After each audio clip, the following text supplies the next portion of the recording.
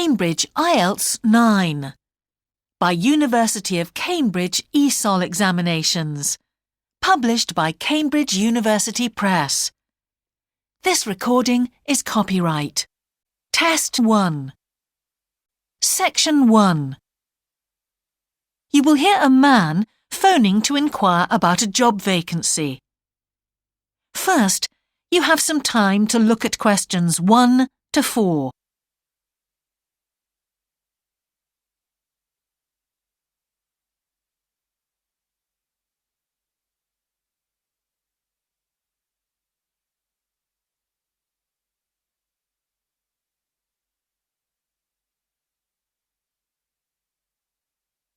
You will see that there is an example that has been done for you. On this occasion only, the conversation relating to this will be played first.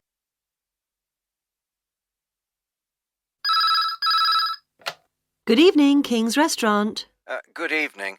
I'm ringing about the job I understand you have vacant. Oh, yes. The job vacancy is at a restaurant, so a restaurant has been written in the space. Now we shall begin.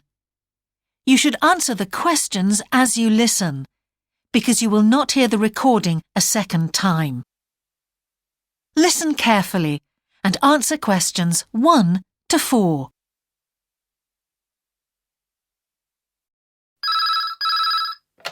Good evening, King's Restaurant. Good evening. I'm ringing about the job I understand you have vacant. Oh, yes. I'd like to find out a few more details, if I may.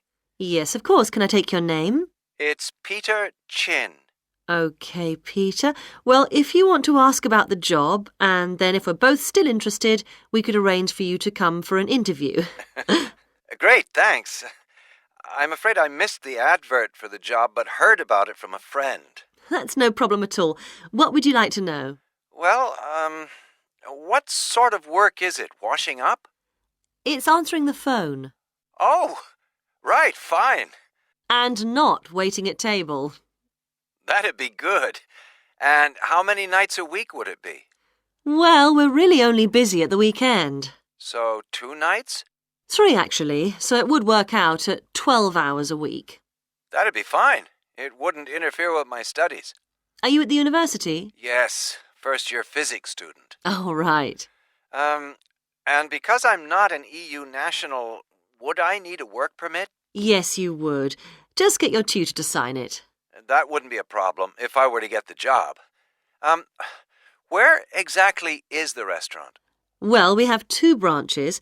The one we're recruiting for is in Hillsdon Road. I don't know that. How do you spell it, please? It's HILLSDUNNE Road. Got that. Thanks. Is it near a bus stop? Yes, the nearest one would probably be just beside the library. Oh, yes, I know it. That'd be fine for me. And could I ask about the pay? We're offering £4.45 an hour. That's very good. My last job was £3.95 an hour. Before you hear the rest of the conversation, you have some time to look at questions 5 to 10.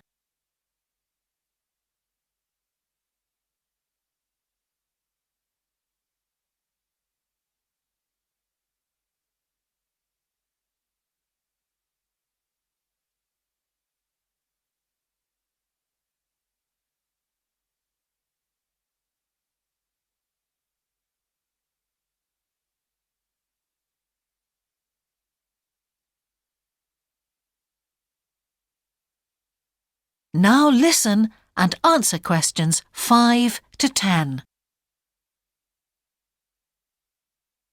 We feel it's pretty good, and we also offer some good fringe benefits. Really? Well, we give you a free dinner, so you eat well. Right. Better than hostel food. We certainly hope so. And we also offer extra pay for working on national holidays. Oh, that's a really good perk, isn't it? Yes, we think so. And then because of the difficulties of getting public transport, if you're working after 11 o'clock, we drive you home. Oh, that's good to know. Well, we'd certainly be interested in inviting you for an interview if you're still interested. Oh, yes, certainly. Could I just also ask what qualities you're looking for? Well, for this particular job, we want a clear voice, which you obviously do have, Thanks. and you must be able to think quickly, you know. Well, I hope I... So, when could you come in for an interview? We're actually quite quiet tonight. Sorry, I couldn't come tonight. Or tomorrow, I'm afraid. Thursday's okay. That'd be 22nd of October? Fine, after 5 p.m.? Yes, fine. Would 6 o'clock be okay? Perfect. And could you bring along the names of 2 referees? Yes, that's fine. No problem. Good. I look forward to seeing you. Oh, by the way, who should I ask for? Oh, yes, of course. Sorry. My name is Samira Manuja. Can you spell that, please? Manuja. Okay. I've got that. Thanks very much. Look forward to seeing you later on then. That is the end of section 1. You now have half a minute to check your answers.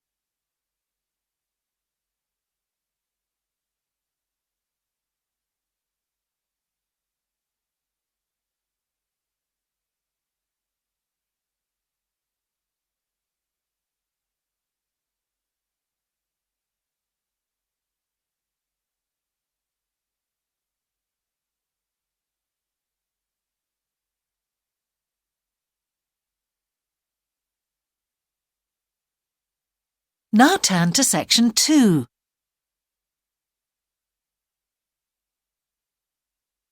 Section 2. You will hear part of a radio programme about the opening of a new local sports shop. First, you have some time to look at questions 11 to 16.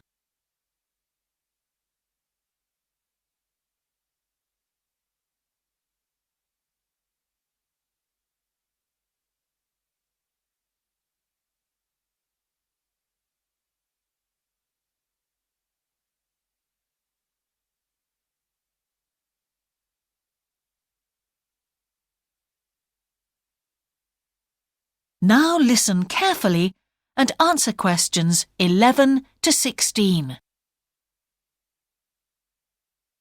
Now we go to Jane, who is going to tell us about what's happening in town this weekend. Right, thanks, Andrew. And now on to what's new. And do we really need yet another sports shop in Bradcaster? Well, most of you probably know Sports World, the branch of a Danish sports goods company that opened a few years ago. It's attracted a lot of custom, and so the company has now decided to open another branch in the area. It's going to be in the shopping centre to the west of Bradcaster. So that will be good news for all of you who found the original shop in the north of the town hard to get to. I was invited to a special preview, and I can promise you, this is the ultimate in sports retailing. The whole place has been given a new minimalist look with the company's signature colours of black and red. The first 3 floors have a huge range of sports clothing as well as equipment. And on the top floor, there's a cafe and a book and DVD section. You'll find all the well-known names, as well as some less well-known ones. If they haven't got exactly what you want in stock, they promise to get it for you in 10 days, unlike the other store, where it can take up to 14 days. They cover all the major sports, including football, tennis and swimming. But they particularly focus on running, and they claim to have the widest range of equipment in the country. As well as that, a whole section of the 3rd floor is devoted to sports bags, including the latest designs from the States. If you can't find what you want here, it doesn't exist. Before you hear the rest of the programme, you have some time to look at questions 17 to 20.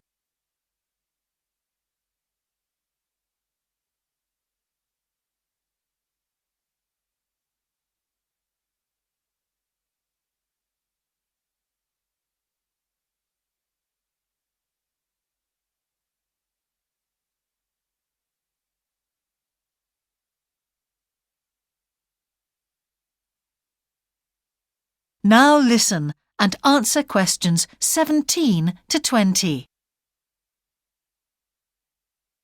The shop will be open from 9 a.m. this Saturday, and if you go along to the opening, then you'll have the chance to meet the national 400 metres running champion Paul King, who's coming along to open the shop. And he will be staying around until about midday to chat to any fans who want to meet him and sign autographs. Then there will be a whole range of special attractions all weekend. There will be free tickets for local sporting events for the first 50 customers, and also a special competition open to all. Just answer 15 out of 20 sports questions correctly to win a signed copy of Paul King's DVD Spring Tips, while the first person to get all the questions correct gets a year's free membership of the Bradcaster Gym. All entrants will receive a special sports calendar with details of all Bradcaster fixtures in the coming year.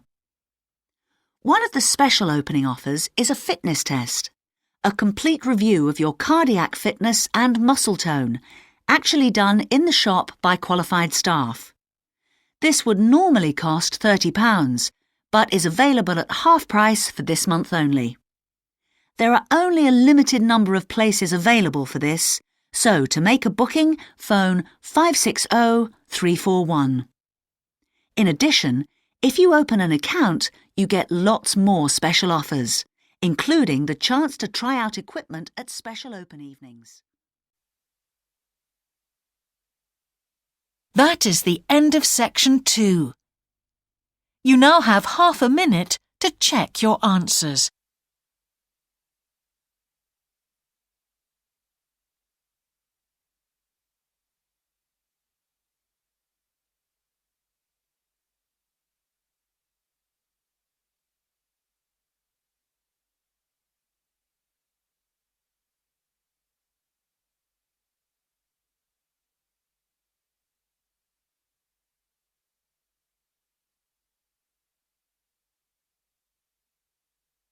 Now turn to section 3.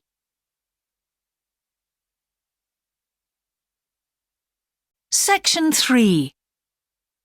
Two overseas students called Spiros and Hiroko have just finished the first semester of their university course.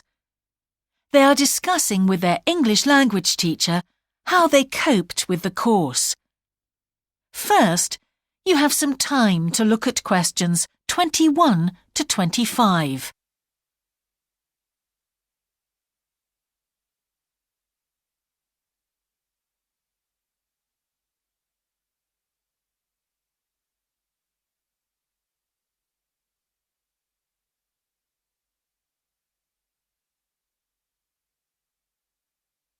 Now listen carefully and answer questions 21 to 25.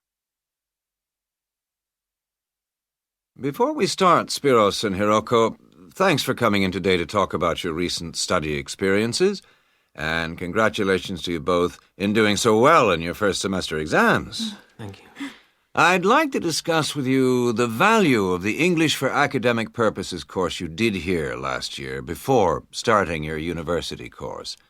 Spiros, if I could start with you, what parts of the program have now proved to be particularly valuable to you? I think that having to do a seminar presentation really helped me. For example, a couple of weeks ago in our marketing subject, when it was my turn to give a presentation, I felt quite confident. Of course, I was still nervous, but because I had done one before, I knew what to expect. Also, I know I was well prepared, and I had practiced my timing.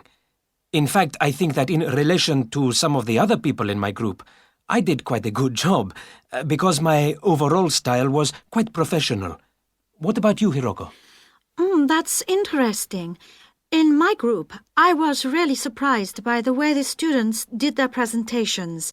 They just read their notes aloud. Can you believe that? They didn't worry about their presentation style or keeping eye contact with their audience. And I remember that these things were really stressed to us in the course here. So, how did you approach your presentation, Hiroko? Well, to speak frankly, I read my notes too. At the time, it was a relief to do it this way, but actually when I had finished, I didn't feel any real sense of satisfaction. I didn't feel positive about the experience at all. That's a pity. You know, although I was pleased with my presentation, I am not so pleased with my actual performance right now in the tutorials. During the whole semester, I've not said anything in our tutorial discussions. Not a word. Really, Spiros? Why's that? Do the other students talk too much?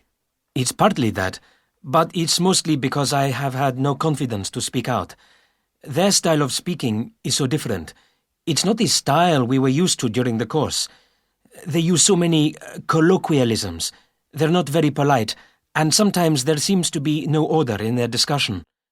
Also, they are very familiar with each other, so because they know each other's habits, they can let each other into the discussion. You're right, Spiros. I have experienced that too. Before you hear the rest of the conversation, you have some time to look at questions 26 to 30.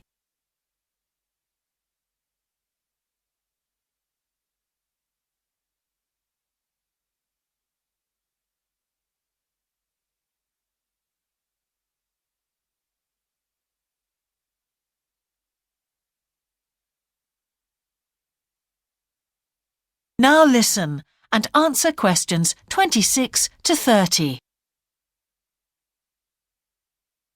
For most of this semester, I've said absolutely nothing in tutorials. But recently, I've been trying to speak up more, and I just jump in, and I've noticed an interesting thing. I've noticed that if they thought my point was interesting or new, then the next time they actually asked for my opinion. And then it was much easier for me to be part of the discussion. Oh, that's great, Hiroko. I hope that happens for me next semester. I'll have to work hard to find some interesting points. What helped you to find these ideas? I think that one thing that helped me with this was the reading. I've had to do so much reading this semester just to help me make sense of the lectures. At first, I couldn't understand what the lectures were talking about, so I had to turn to the books and journals. Every night I read for hours, using the lists of references that were given, and I made pages of notes. At breakfast, I read and read my notes again. This habit has helped me to follow the ideas in the lectures, and it's also given me some ideas to use in the tutorials. But I did so much reading anyway. I don't think there's any time left over for anything extra. My reading speed is still quite slow, though I'm much better at dealing with vocabulary than I used to be. What else do you think we could add to the course program to help with this reading problem? There's not really anything because it's my problem. I remember we were given long articles to read. We didn't like that, but now I realize that reading those long articles was good preparation for the things I need to read now. Also, in class, we regularly had speed reading tasks to do, and we kept a record of our reading speed, so the teachers were encouraging us to work on that. That's true, Spiros, but what we read could have been different. Sometimes in the English class, I felt frustrated when I had to read articles about the environment or health or education, because I wanted to concentrate on my own field, but we didn't read anything about engineering. So I think I wasted some time learning vocabulary I didn't need. But surely the strategies you were taught for dealing with that vocabulary were helpful? Yes, but psychologically speaking, I would have felt much better working on reading from my own field. What do you think, Spiros? Oh, I agree. That would have helped my confidence too, and I would have been more motivated. It was good, though, that we could work on our own topics when we wrote the research assignments. Okay, let's move on to writing now.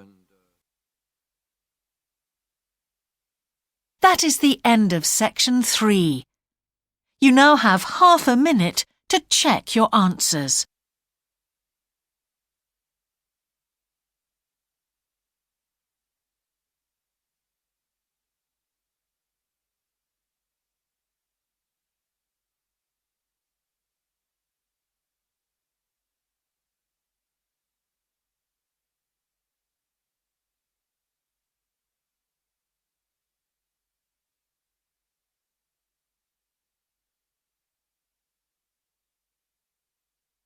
Now turn to section 4.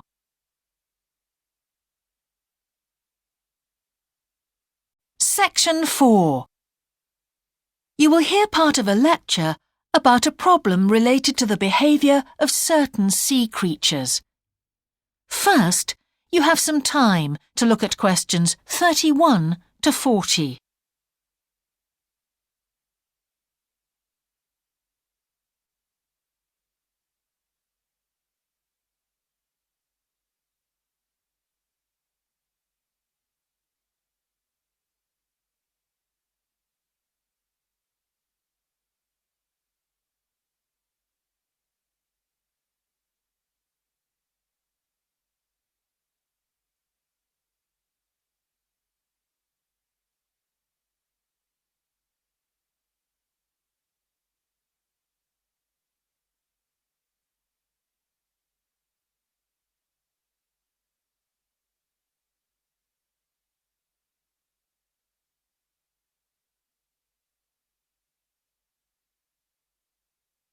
Now listen carefully and answer questions 31 to 40.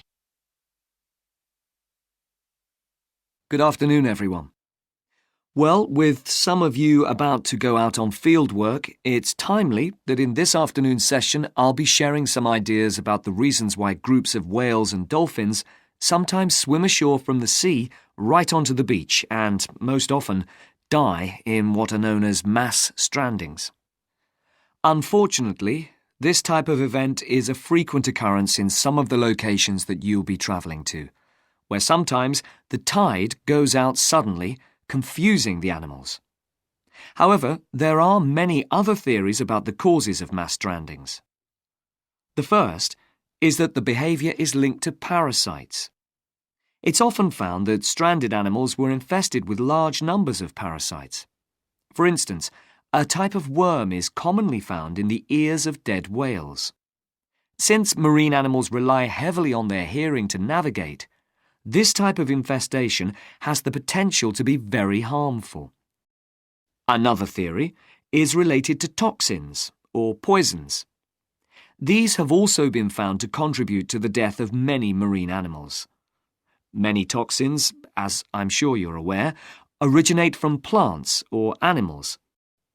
The whale ingests these toxins in its normal feeding behaviour, but whether these poisons directly or indirectly lead to stranding and death seems to depend upon the toxin involved.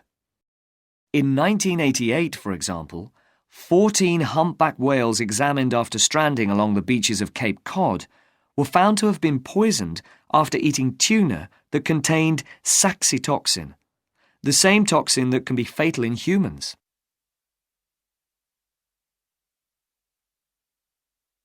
Alternatively, it has also been suggested that some animals strand accidentally by following their prey ashore in the confusion of the chase. In 1995, David Thurston monitored pilot whales that beached after following squid ashore. However, this idea does not seem to hold true for the majority of mass strandings because examination of the animal's stomach contents revealed that most had not been feeding as they stranded. There are also some new theories which link strandings to humans. A growing concern is that loud noises in the ocean cause strandings. Noises such as those caused by military exercises are of particular concern and have been pinpointed as the cause of some strandings of late. One of these, a mass stranding of whales in 2000 in the Bahamas, coincided closely with experiments using a new submarine detection system. There were several factors that made this stranding stand out as different from previous strandings. This led researchers to look for a new cause. For one, all the stranded animals were healthy.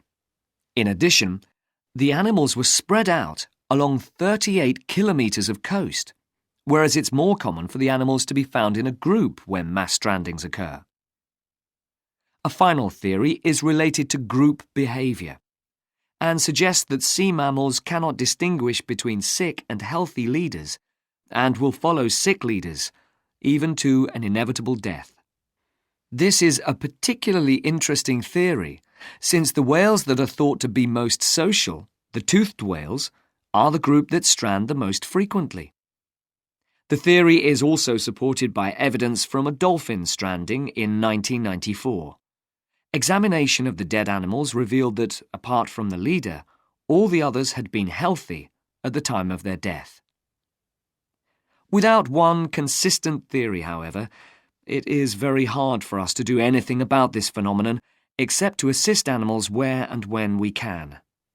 Stranding networks have been established around the world to aid in rescuing animals and collecting samples from those that could not be helped.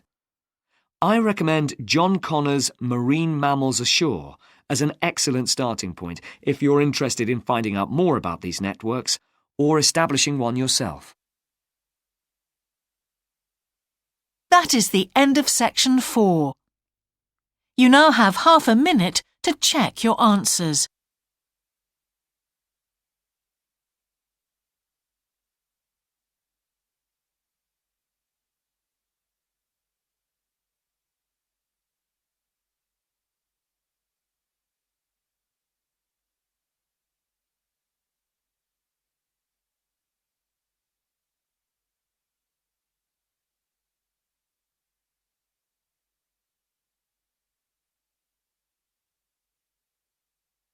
That is the end of the listening test.